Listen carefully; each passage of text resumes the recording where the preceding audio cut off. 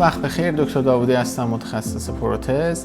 یکی از همکاران جوان ما یک سوالی از من پرسیده بود که فکر کردم شاید سوال خیلی از جوانا و دانشجوهای خودم باشه. سوالشون رو با هم بشنویم. عرض ادب آقای دکتر، وقتتون بخیر.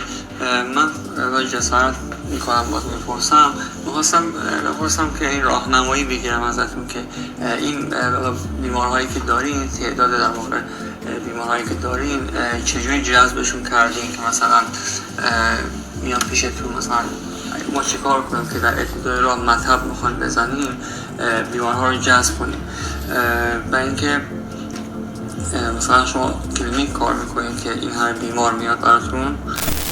خب ببینید، من با توجه به اینکه به صورت تخصصی پروتز کار میکنم شاید نتونم جواب خیلی دقیقی به ایشون بدم، ولی به این فکر کردم که شاید بد نباشه من مسیری که خودم طی کردم رو به صورت خلاصه بگم و شاید نکاتی از توش به دست بیاد.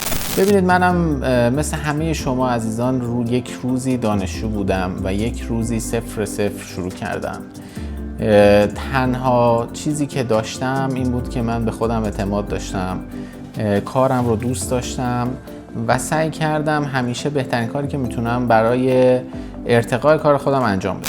من روزی که فارغ التحصیل شدم خب به این فکر کردم که شاید من اونقدر هنوز توانمند از لحاظ مهارتی نباشم که بتونم بیمارا رو منیج کنم. به فکرم رسید که شاید بد نباشه یه چند ماهی تو کلینیک های خیریه کار کنم. وقتی که من فارغ التحصیل شدم حدود 5 الی 6 ماه من هفته 4 روز یا شاید 5 روز توی یه کلینیک خیریه کار کردم و واقعاً تعرفه هاشون پایین بود و خب دستاورد مالی آنچنانی برای من نداشت.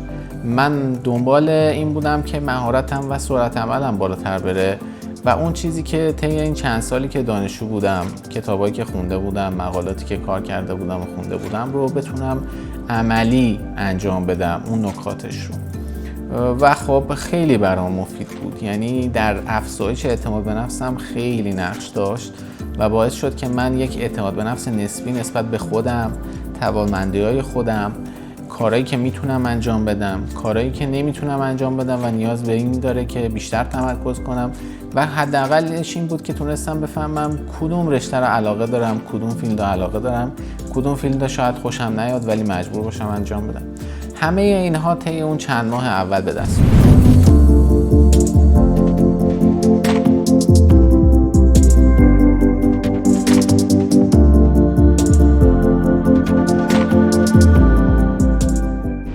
بعدش کم کم سعی کردم خودم برم به سمت کلینیک هایی که کمی لولش بالاتر هست. چند تا کلینیک سر زدم، نمیدونم تعدادش رو، شاید 15 تا 20 تا.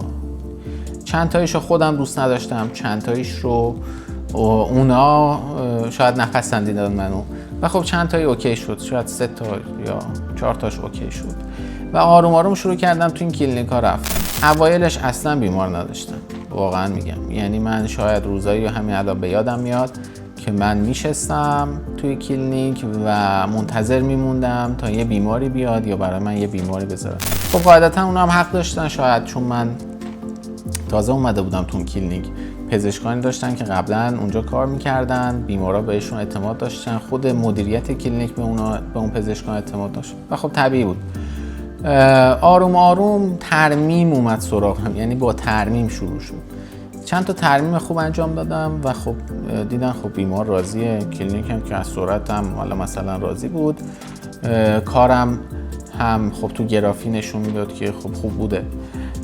کم کم آروم آروم کلینیک اعتمادش رو به من به دست آورد و تعداد بیماراش رو بیشتر کرد برام. ضمن این که خب موقعیت‌هایی ممکن بود به وجود بیاد که پزشکایی که تو اون کلینیک بودن به خاطر حالا مشغله کاری یا مشکلاتی که دارن شیفتاشون کنسل میشد یا مثلا نمی اومدن یا شیفتاشون کم میشد و خب جا و فضا برای من به دست می اومد که من بتونم جای خودم رو اونجا پیدا کنم. یه چند ماهی، شاید حدود 1 سال 2 سال، من یادمه که حتی توی یک کلینیک کار کردم که دیگه شدم جزء پزشکان ثابت اون کلینیک و خیلی بیمار همینطور بهم ارجاع می‌شد. یعنی بیمارایی که براشون کار انجام میدادم خودشون من یادم میگفتن اون دکتری که قدش بلنده اگه رفتی اونجا برو پیش اون دکتری که قدش بلنده.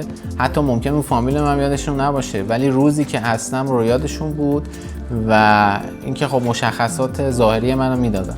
و خب یه سری بیمارا واقعا البته لطف داشتن، منم همیشه سعی کردم درمان با کیفیتی براشون انجام بدم و خب خود به خود تعداد بیماران بالاتر رفت. یه نکته دیگه که کلینیک برای من داشت این بود که من تونستم یک سری ارتباطات و لینک ها با پزشکای دیگه به دست بیارم. بالاخره همه دندان پزشکان و همه پزشکا در همه فیلدها قوی نیستن. در یک سری فیلدها ممکنه قوی باشن، در یک سری فیلدها ضعیف باشن. خب من تونستم مثلا در حوزه پروتز خب خیلی دوست داشتم کار میکردم، تازه رزیدنتم شده بودم و خب جاش رو جزء رشته تخصصی میشد و جزئی از حرفه اصلی میخواست بشه و خب یک سری پزشکا بودن اصلا پروتز دوست نداشتن، در عوض اندو خیلی دوست داشتن و خب من تبادل بیمار میکردم باشون. مثلا میگفتم که خانم دکتر یا آقای دکتر مثلا یه بیمار اندو هست، اینو من نمیرسم، فرصت نمیکنم، میذارم معرفی کردم بیان برای شما و در عوض همین ایشون هم همینطور مثلا یه بیمار پست‌روکش هست میذاشتم و کم کم این روابط باعث شد که حتی وقتی که من از کلینیک میرفتم این روابط هم به خاطر اینکه حفظ شده بود مثلا بیمار از جاهای دیگه توسط پزشکا به ارجاع میشد و پزشکی که دوست من شده بود یا آشنا شده بود با من هر جا میرفت اگر میدید یه مشکلی برای بیمارش وجود داره که میتونه توسط من حل بشه حتما به من ارجاع میداد. آروم آروم که جلوتر رفتم کم کم تعداد کلینیکایی که میرفتم کمتر شد و به سمت مطب‌ها شیفت شدم. کارهای تخصصی ادوانس بیشتری میتونستم انجام بدم و بیشتر بیماران ادوانس به من ارجاع میشدن.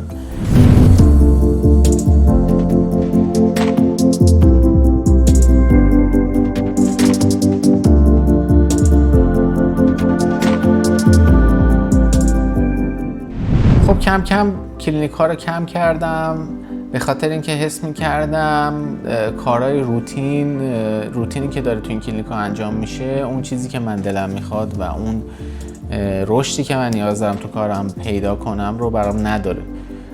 کارا داره روتین میشه، من دارم همش پست، روکش، ایمپلنت های خیلی محدود، تعداد واحد کم رو دارن من انجام میدم و دلم میخواست این شرایط خودم رو ارتقا بدم و با توجه به اینکه خب رشته تخصصی پروتز بود، سالهای رزیدنتی رو تا داشتم طی می‌کردم از سال 1 2 3 همینجوری خب آدم انتظار داره بیشتر کارهای تخصصی انجام بده و خب خیلی از کلینیک‌ها که من میرفتم شاید شرایطش برام خیلی خوب بود. 1 سال خورده‌ای مونده بودم اونجا، خب بیمار زیادی به من ارجاع می‌شدن، میشناختن منو و من به خاطر اینکه فکر می‌کردم فضای رشد برای من اونجا دیگه محدود شده اونا رو رها می‌کردم و حتی یادمه که خیلی‌ها بهم میگفتن که اصلا این کار نکن، اینجا رو حتما بیا فلان. ولی من یه اعتقادی که همیشه دارم این هست که تغییر همیشه سخته ولی مثبته. بنابراین اونا رو رها می‌کردم و به فکر جاهای دیگه بودم و سعی می‌کردم خودم رو به سمت کار تخصصی که میشه برای بیمارانی که توی مطب‌ها مراجعه می‌کنن انجام بدم. بنابراین اگر که پزشکی دوستام دندون پزشکای دیگه که تو کلینیک ها باشون آشنا بودم بهشون خودم اصلا پیشنهاد میدادم که آقای دکتر خانم دکتر اگر که مطبی میشناسین از همکاراتون یا خودتون که فکر میکنین کارهای تخصصی پروتز توش انجام بشه برای بیمارا خیلی بهتره، من خدمتتون هستم. و شاید یادم میاد من جز اولین کسایی بودم توی رزیدنت ها که کارهای تخصصی رو تو مطب ها دوست داشتم انجام بدم. یعنی اون موقع رزیدنت ها شاید فقط کلینیک میرفتن و من خیلی به این سمت رفتم که کار مطبی شروع کنیم. چرا که کار مطبی شروع نکنیم؟ و بهاش این بود که من اولین جایی که پیدا کردم یک مطبی بود که 1 ساعت از اصفهان فاصله داشت مسافتی و من هر هفته با ماشین میرفتم اونجا و کار تخصصی پروتز فقط انجام میدادم. برام جذاب بود، این مسافت رو برام آسون میکرد، چون میدونستم میرم اونجا ایمپلنت فقط انجام میدم، فقط کارهای پروتزی انجام میدم و خب فضا برام باز بود. بعد از یه مدتی تعداد این کارهای، تعداد پیشنهاداتی که به من میشد داشت بالاتر میرفت و خب خیلی خوب بود و کم کم چند تا مطبی که فکر میکردم با من همکاری میکنن در زمینه کارهای ادوانس پروتز و منم باشون همکاری کردم. یعنی اگر منم یه بیماری، بالاخره بیمار پیدا میشه، آشناها، دوستا، کسایی که شما رو میشناسند، ممکنه براشون کارهای دندونپزشکی خب پیش بیاد. مثلا من همین الان که دارم صحبت میکنم با شما، یکی از دوستای قدیمیم بعد از چند سال بهم پیام داد و گفتش که مثلا نیاز داره ایمپلنت انجام بده.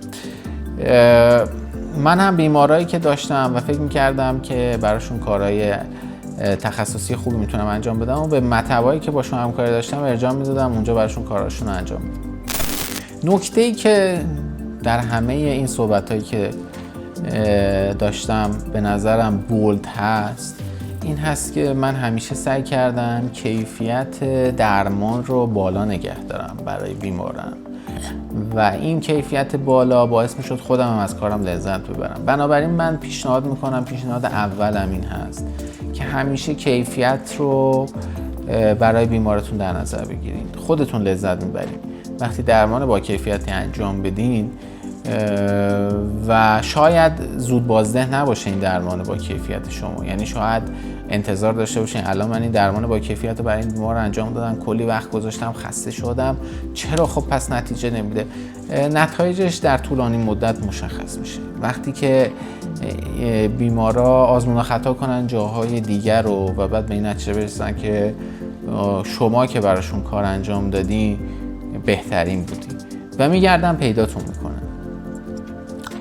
نگران نباشید، زمان خودش مسئله رو حل میکنه، یکم صبوری میخواد. پس بنابراین کیفیت درمان اولویت شما باشه. همیشه هم سعی کنید که این کیفیت همراه با علم باشه، یعنی خودتون رو آپدیت نگه دارین، مسائل روز حوزه کاریتون رو بهش یه نگاهی داشته باشین و بتونین اونو پیاده کنین.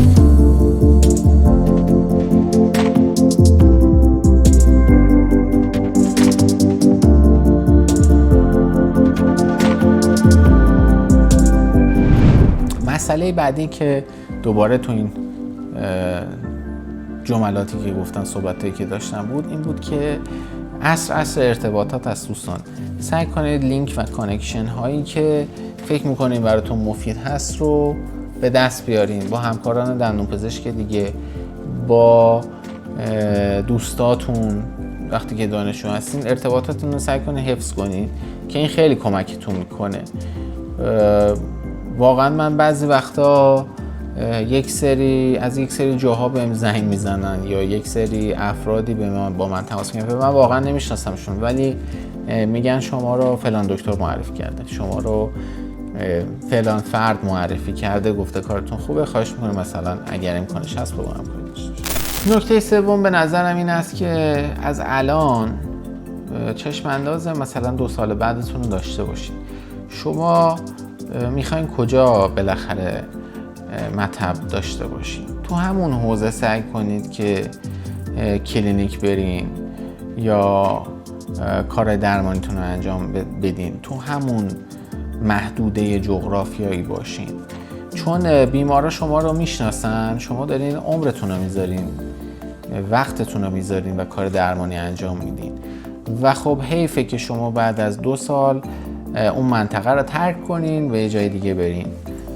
بنابراین اگر که دنبال این هستین که مطب بزنین، به نظر من پیشنهاد من این هست که تو اون منطقه جغرافیایی که فکر میکنید در آینده میخواین مطب بزنین فعالیت کنین، یا میتونین این کارو بکنین 3 تا منطقه جغرافیایی مختلف رو برین کلینیک، برین کار کنین، کارهای درمانی انجام بدین و بعد از این 3 تا به یک منطقه میرسین که فکر میکنین اینجا اوکیه برای من بنابراین تو اون منطقه فعالیت درمانیتون بیشتر کنین که بعد از 2 سال 3 سال آروم آروم اگر مطب زدین بیمارا شما رو میشناسن و بهتون میان مطبتون. خیلی از بیمارا واقعا میگم شاید دوست نداشته باشن کلینیک برن و یا شاید ناچارن که کلینیک میرن و خیلی ها هستن که دنبال این هستن که پرداخت تعرفه بالاتری داشته باشن ولی در عوض کار با کیفیتی بهشون داده بشه.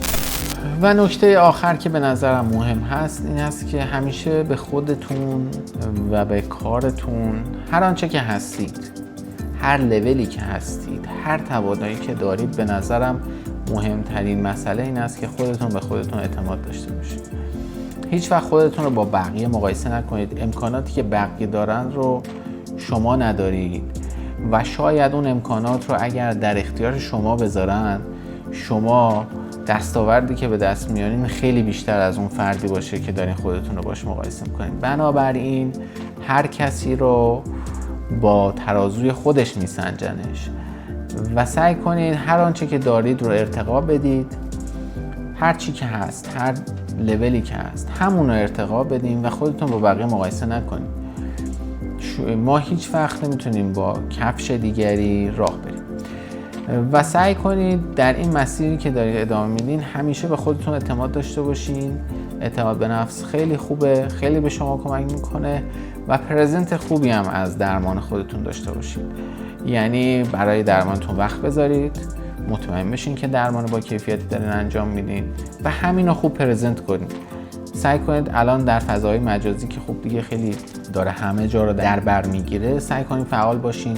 هر آنچه که فکر میکنید، حتی تجربه شخصیتون از یک بیمار میتونه برای یک فرد دیگه مفید باشه. اون اتفاقی که برای شما و بیمارتون میفته ممکنه برای یه فرد دیگه مفید باشه. اینو پرزنتش کنید. خیلی خوبه، خیلی کمک میکنه به بقیه و بقیه هم اگه این کارو بکنن شاید نکاتی به دست بیارن که کمک میکنه به شما و خود به خود همین نکات کوچیک باعث میشه شما درمان با کیفیتی برای بیمارتون انجام بدین و بیمارتون آروم آروم بیشتر میشه. یه نکته‌ای که در آخر پرسیدن این همکار ما این است که شما کلینیک کار میکنی یا نه. ببینید کلینیک یک سری بیمار بیمه‌ای داره که دوست دارن از بیمارشون استفاده کنن، یعنی واقعا اولویتشون این است که از حق بیمهشون استفاده کنن. خب چیز طبیعی است دیگه، یه امکانیه که براشون فراهم شد. بنابراین شما از این بیمارانی که بیمه‌ای هستن شاید نباید انتظار داشته باشین که بعداً به مطب شما مراجعه کنن، ولی اگر کار با کیفیتی براشون انجام بدین ممکنه